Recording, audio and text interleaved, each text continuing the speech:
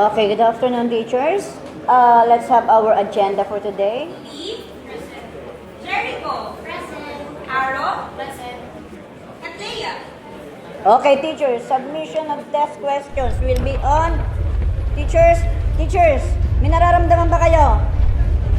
Teachers. Students, teachers, and staff, we are now experiencing an earthquake. Tandaan ang drop, cover, and hold on. Drop. Lumuhod at yumuko para hindi matumba. Cover.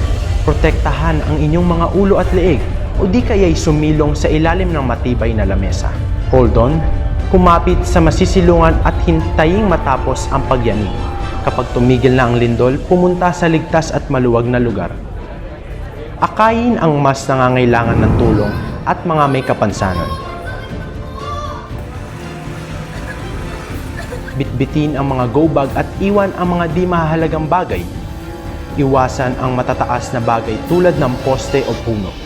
Kung malapit sa dagat, lumipat sa matataas na lugar kung sakaling magka-tsunami.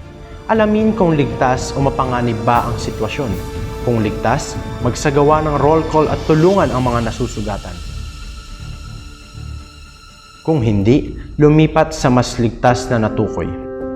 Kung ito ay hindi mapinsalang lindol at wala nang nakaambang panganib, ipagpatuloy ulit ang pag-aaral ng mga bata.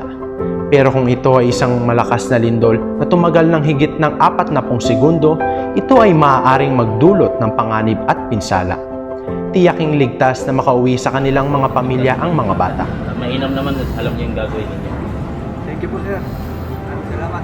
Sa pamamagitan ng mga hakbang na ito, magiging ligtas kung sakaling magkalindol. Sa mga ganitong sitwasyon, huwag pangunahan ng takot, maging handa at alerto.